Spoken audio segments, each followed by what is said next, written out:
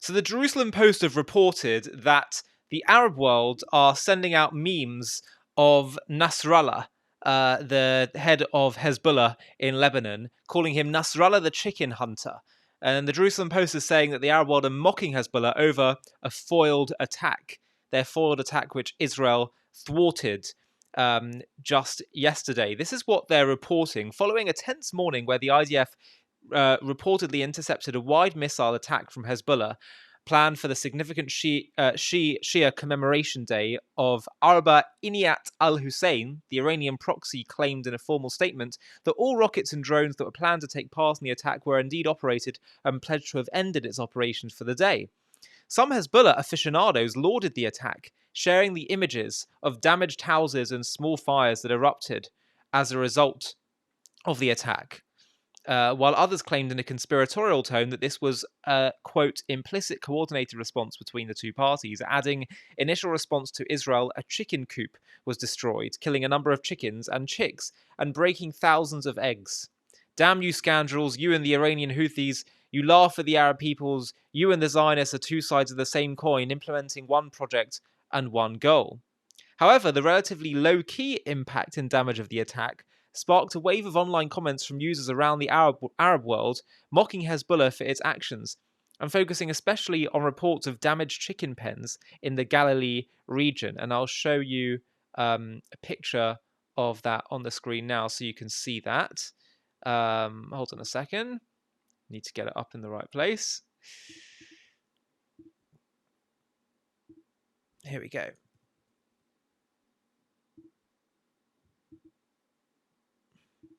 Great. So, here are some of the footage that's being shown in the Arab world. This is allegedly a chicken farm that you're seeing over here being shared.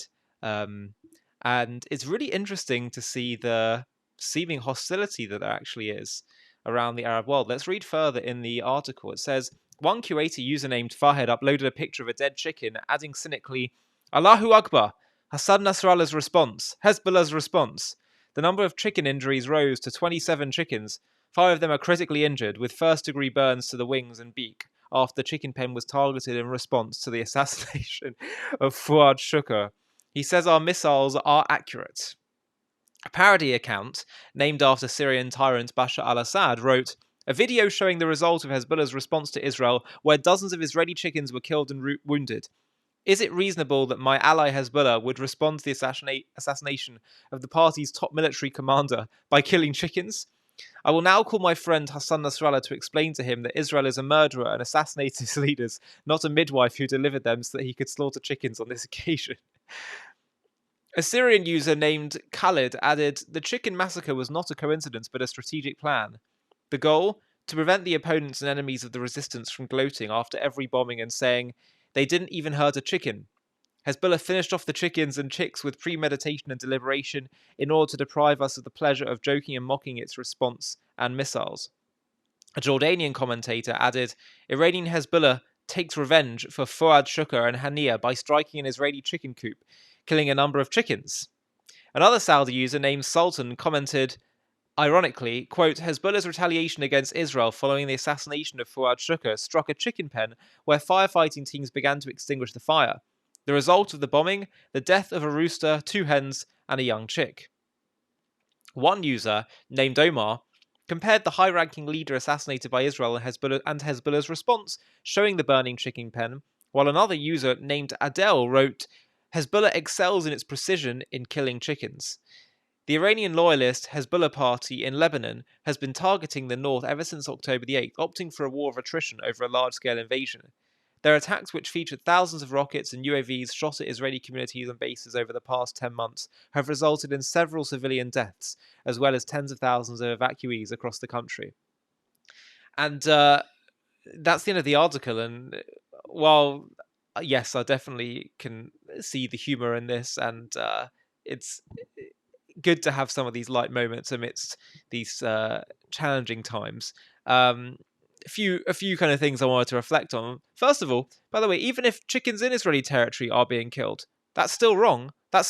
These are still animals, and animals, Judaism teaches absolutely there is value to their life. They need to be taken care of. Yes, Judaism says animals can be utilized for human purposes, such as clothing, such as food, but you absolutely have to treat them in the proper way.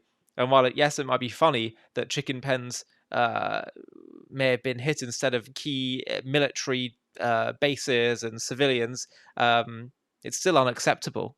Still unacceptable that they were harmed and hurt. Judaism teaches that you have to treat them humanely throughout the whole process of their lives. So just thought I'd mention that aside from the humor. Secondly, it looks like Israel did do a very good job at thwarting or preempting the attack. I saw another funny meme which said, let's just get it up.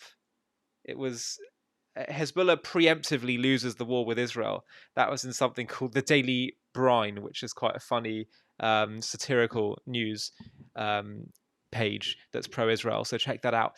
But the key thing that I think I'm seeing many people say in Israel and around the world, people that support Israel, is that why did we have to wait until the last second to start preemptively attacking? Now, there are other people who say Israel simply can't afford to have two large-scale wars on two fronts, Hamas and Hezbollah. It's very, very tricky. So they have to wait. But on the other hand, people are saying Israel has great military might, and what's the point in that?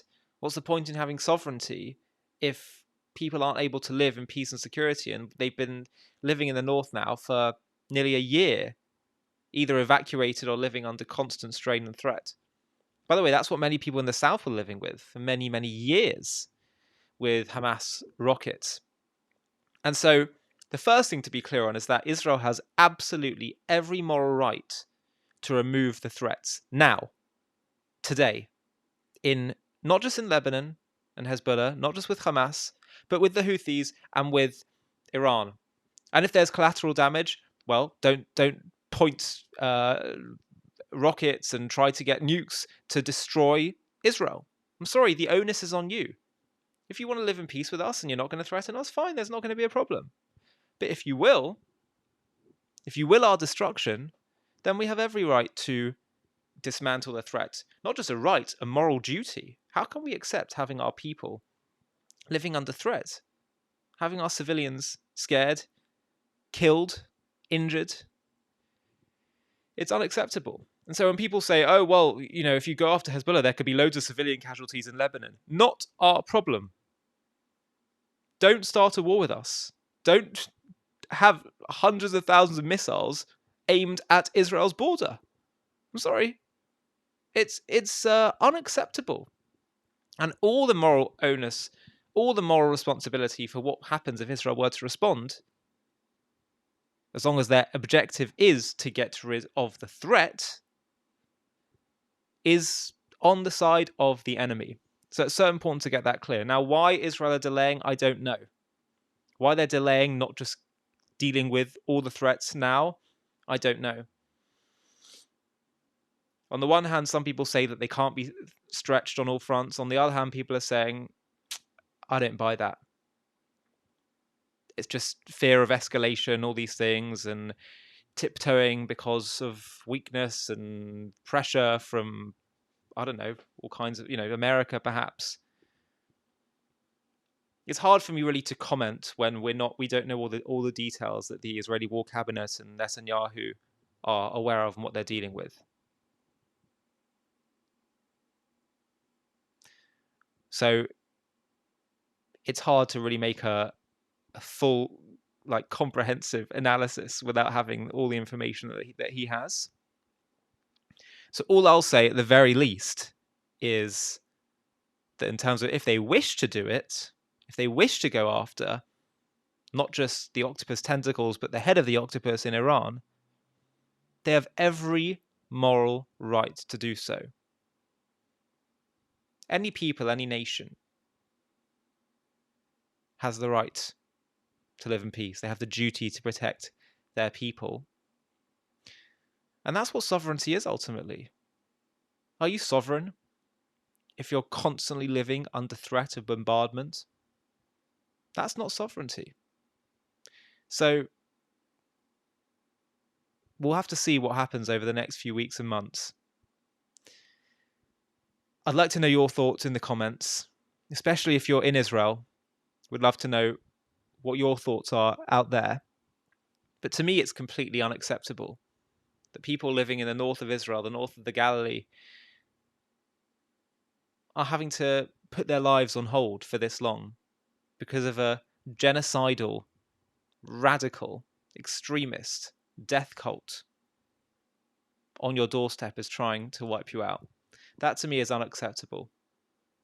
Let me know your thoughts in the comments. Thank you so much for watching. To watch another one, click here. To stay up to date with all our content, click here to subscribe. And if you're able to, you can help support JTV to grow and grow by clicking join below this video, where you can become a member and get perks including early access to videos and private live discussions with me. But most of all, you'll be partnering with us on our mission to change the world.